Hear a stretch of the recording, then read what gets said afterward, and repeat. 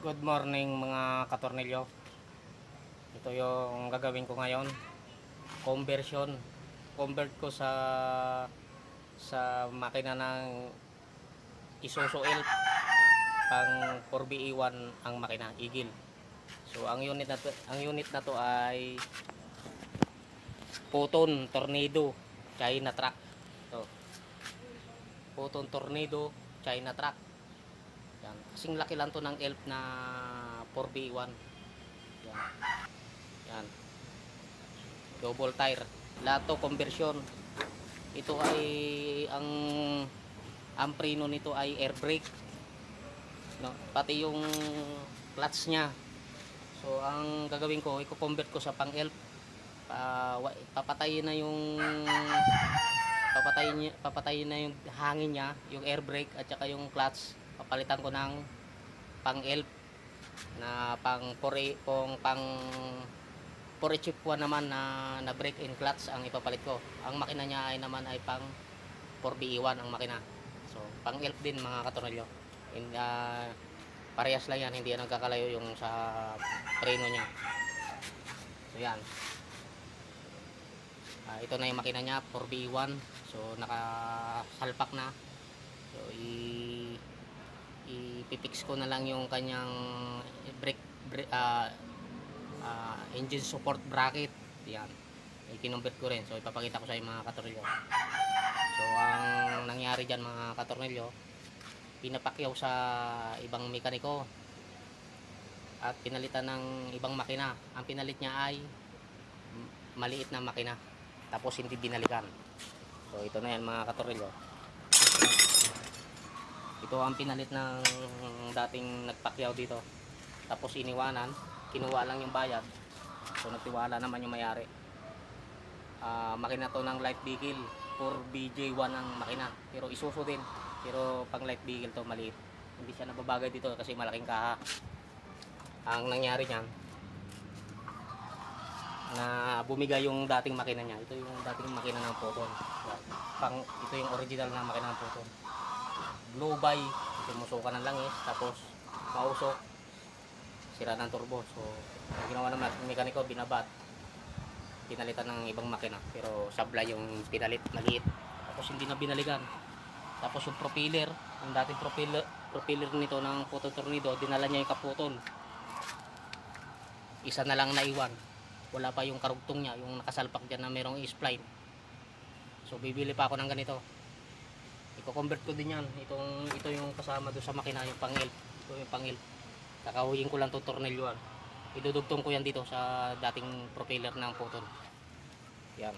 Para doon sa may transmission ng 4B1. So ganyan ang nangyari ng mga katornilyo. So ito na yung update dyan sa pag-convert ko. So ipapakita ko sa inyo lahat ng conversion, pati preno, clutch, lahat i-convert ko. The air brake to, gagawin ko na lang na brake fluid na lang, manual.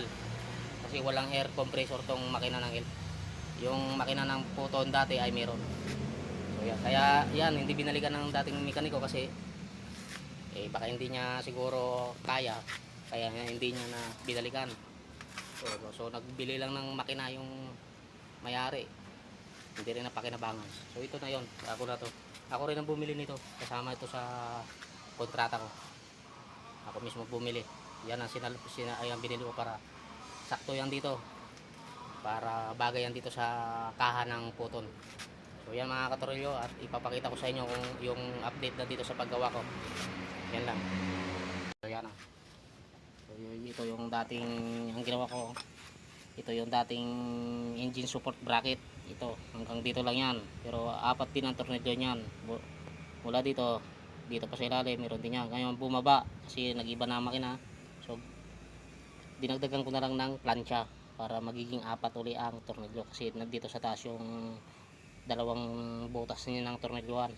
So bumaba itong bracket kasi iba na yung nakasalpak. So winilding ko na lang. Yan, tinugtungan ko ng plancha para maging bumalik sa original uli na apat. Ganoon din yan sa kabila mga katornilyo. Wait lang. Dito sa kabila.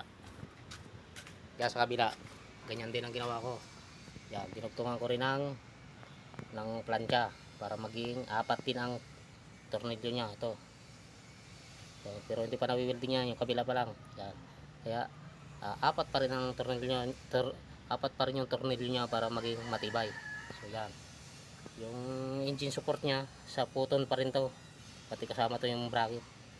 So yung kabila papalitan ko. Ito papalitan ko rin to ng bago kasi may crack na doon yung kabila. Isang seat yan kapag binili. So yan, ganyan yan mga katoryo ang pag-convert. Tapos sa sunod dyan, yung radiator na isisit ko dito. Kapit ko muna yung fan blade para matansya yung distansya ng fan blade nya at saka radiator. Kasi nagpalit din ako ng radiator bago pang Isuzu din na 5 rows. So yung mga accessories dito na linya ng hangin kasi air brake to. So pinagtatanggal ko na para malinis. Papalitan ko na ng linya ng brake fluid yan. Tapos yung dito binago ko rin yung linya ng power steering do sa gearbox papunta dito sa steering pump. So tinanggal ko at inakapitan ko binilan ko ng bagong fittings. Yan. Magiging ano na yan, flexible hose yung supply. So yan mga katornilyo. So yan lang muna mga katornilyo at gawin ko muna yung bracket nya. I-welding. So yan, i-forma ko na yung radiator. So yan, i-forma ko na yung bagong radiator. So malaking radiator na yan ang kinabit ko. 5 rows. Ang iba 3 rows lang. So ang mangyayari dyan, magpapanibago akong gawa ng bracket kasi malayo yung bracket na sa baba. So hindi naman pwedeng ganyan ang paggawa ko ng bracket. So dito na yan, magbubutas ako ng panibago dito sa tornilyuhan ng bracket ng radiator. Dito magbubutas ako dyan. Lalagyan ko pa ng design yan. So i-welding ko muna na i-fix ko, ipapuluit ko muna.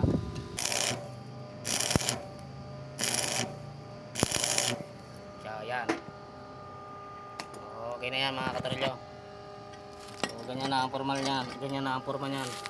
Dito ko bubutasan ng panibago na ito tornilyo doon sa chassis. Dito naman ipapatong yung radiator. Magpapaniwagong butas ako diyan. So puputulan ko yan, lalagyan ko pa yan ng design. So wait lang mga katornilyo. So okay na mga katornilyo. So nalagyan ko na ng bracket. So natapos na yung bracket ng radiator. Ito, welding na rin yan. Meron din sa kabila mga katornilyo. Yan, welding na rin yan dyan sa kabila. Yan na.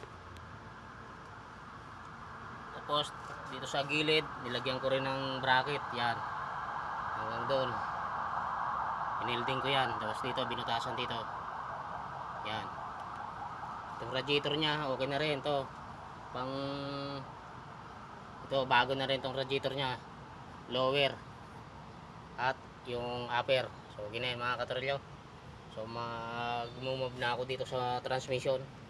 Magkakabit ng magsasalpak ng transmission at saka dito sa brake lining nya, ay dito sa clutch lining at sa magkakabit sa clutch lining at dito rin sa kabila okay na rin. Yeah, ito winelding ko na rin yan dito sa chassis. Naka-welding na yan.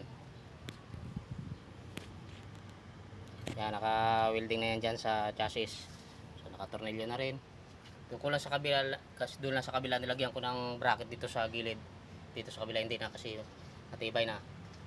Yung hose, yung upper hose at lower hose at saka fan blade okay na. Yung steering pump doon okay na rin. Yung linya na lang niya, yung supply. So magmo-move na ako sa pagsalpak ng clutch ng transmission. Yun ang transmission. Yun ang transmission. Ito naman, kakabit ko na yung pressure plate at clutch lining. Bago na yan. So isasalpak ko na yan mga katornilyo. Yan. Sunod niyan ay magkakabit ako ng mga fuel hose dito sa fuel pump nya. Yan. At papanda rin. Yan lang mga katornilyo. So isasalpak ko muna itong kakabit ko muna itong clutch lining at saka bagong pressure plate. So yan, bago na para siguradong kondisyon.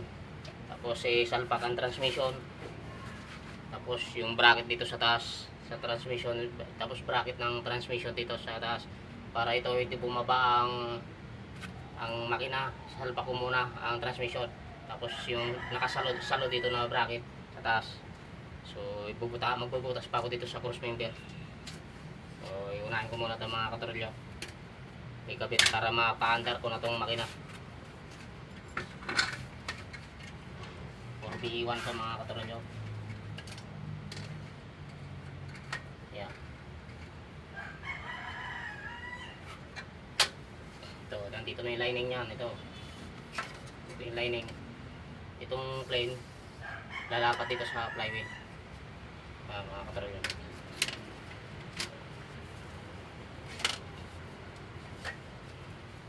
So may guide naman yan mga katrolyo. Okay, so may guide naman yan.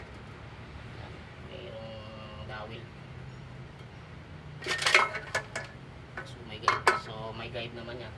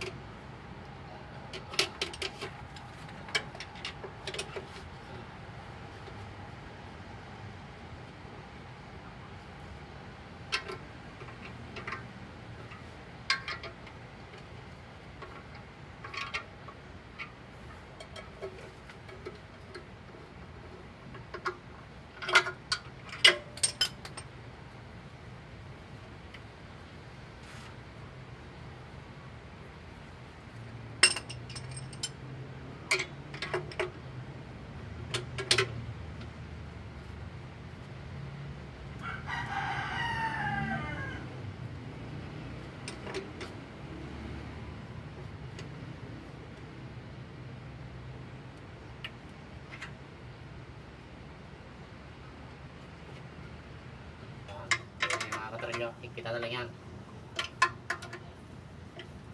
Yung mga katrolyo, sinasalpa ko na itong transmission. So dito na lang yan. Pag naisalpa ko na to, gagawa pa ako ng butas dito para pang salo dito sa bracket ng transmission para hindi bumaba ang transmission at saka ang makina. Yung mga katrolyo.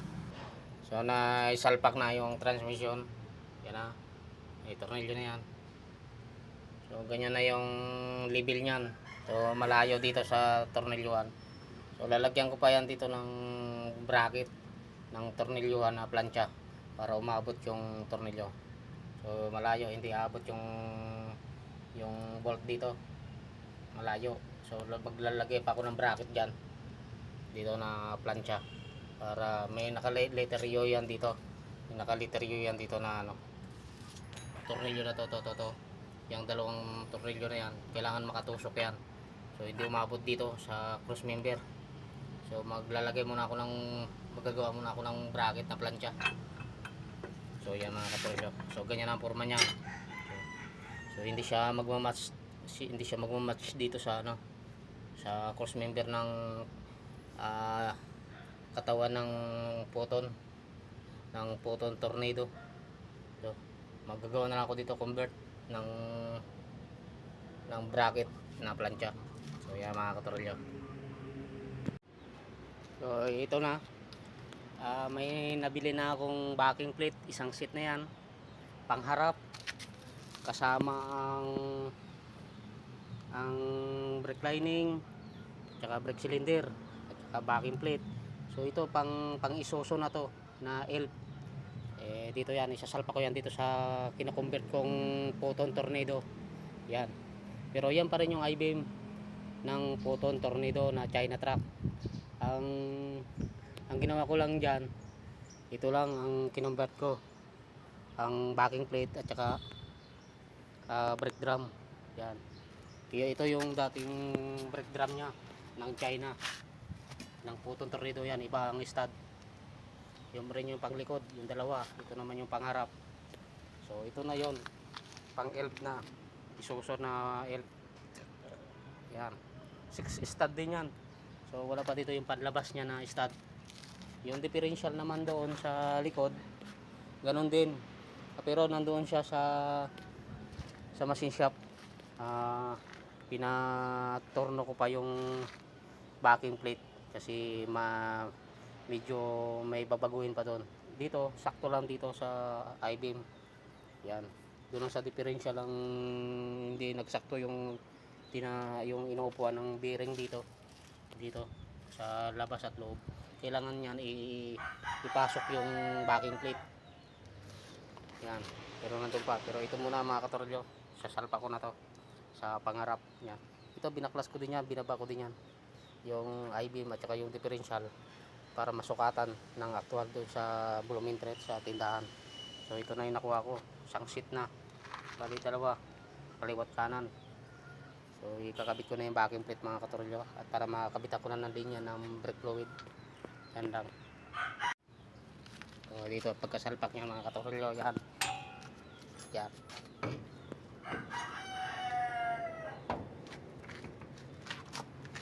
So ganyan yan. Yan, ganyan na yung forma niyan mga katorolyo, yan. So sakto naman yung tornilyoan yan. So yan. Pero yung I-beam niya China. Yan, dating I-beam pa rin niya ng Photo Tornado. Ito lang yung ang binago, ang pinalitan pang Isuzu elf na Japan. So yan, nagtapat naman yung kanyang tornilyuan, yung butas ng tornilyuan.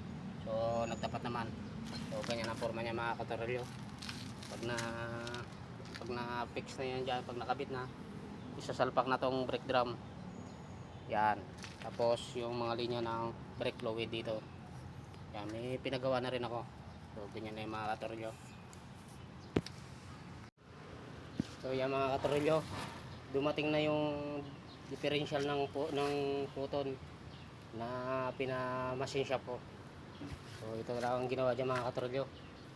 Imbis na bibili ng isang buong differential na Isuzu, so ito na lang yung dating differential niya, pinagawa ko na lang ito mga katornilyo. Pinaatras ko to dito, pinaatras ko para umabot yung bearing dito sa bearing dito sa brake drum, sa hub dito. Kaya inatras to kasi umuuntog dito sa backing plate.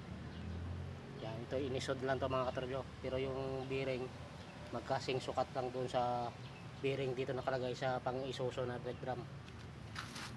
So yung mga katornilyo, ganyan na lang yung ginawa, magkabilaan yan. So ito lang inatras at binilan ito ng brake drum at saka backing plate dito. So yan, yan ang pag-convert dyan mga katornilyo.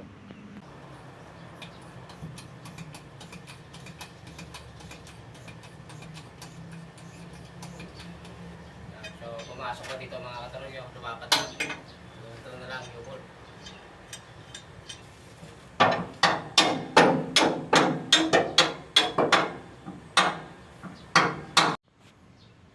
So yan, nakakabit ko na yung differential. So may U-bolt na yan. Kabila ganun din. Yan, gulong na lang yan.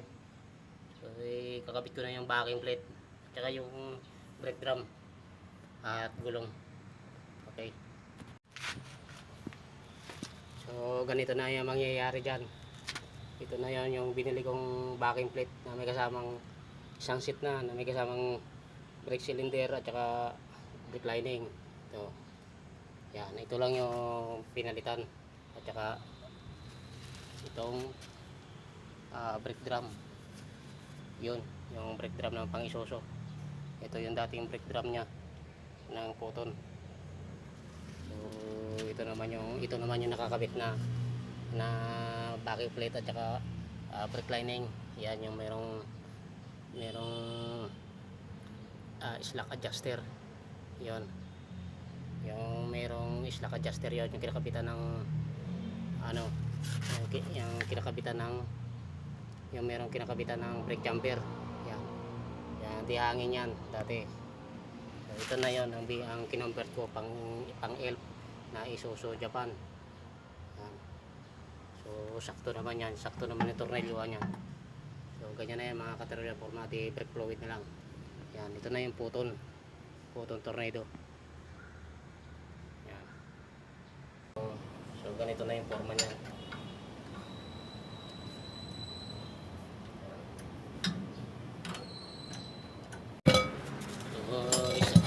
Salpa ko na to mga katornilyo. Ito yung nabili kong brake drum ng Isuzu Elf na Japan. So isusalpak dito sa Photon Tornado na China.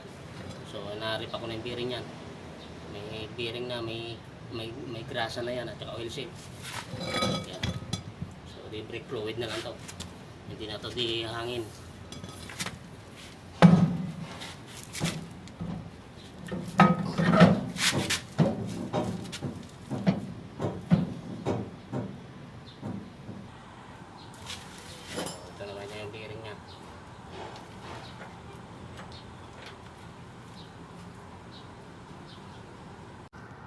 So yan na. So maganda yung bearing niya sa panlabas. Ito naman yung lock.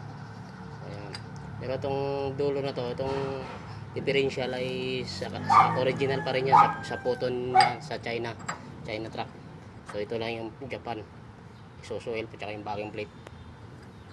Ito rin yung lock na ilag nito ay kasama din niya sa differential.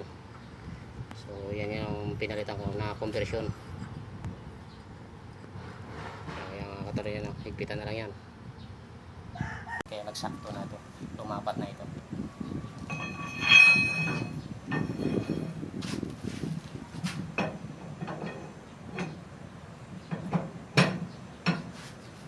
So yan mga katornilyo. Okay na to mga katornilyo. Natapos ko na yung conversion ng Isuzu Elf 4BE1 ang makina. Yan yung kinonvert ko sa 4BE1 na makina, pang Elf. Pero yung katawan niya ay pang Photon Tornado. Yan. Ayan o, Photon Tornado. Yan. Kinonvert ko sa Elf. So tapos na yan mga katornilyo. Road test na lang, pa-testing na lang yung tatakbuhin. Ayan. Brake fluid na yan. Dati yan di hangin, di brake chamber. Brake fluid na. Tapos pang Isuzu Elf na 4BE1 Eagle ang makina.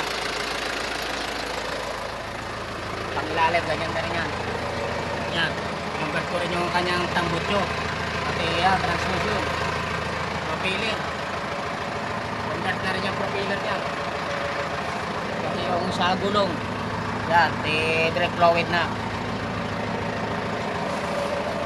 So papatakbuhin na lang itong mga katornilyo. Tapos na to. Yan, ginawa ko na ng linya ng direct fluid. Dati di brake chamber yan. Yan, yan nakatornilyo. Ngayon different fluid na yan, different cylinder na lang. So yan lang mga katornilyo. So ipapatakbuhin. So yan mga katornilyo, so ipapatakbuhin. I-testing.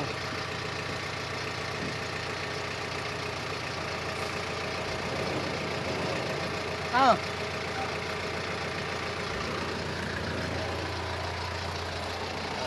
Road test namin mga katornilyo.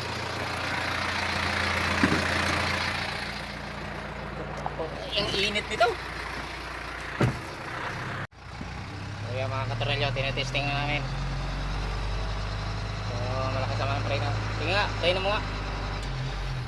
So malakas ang preno na.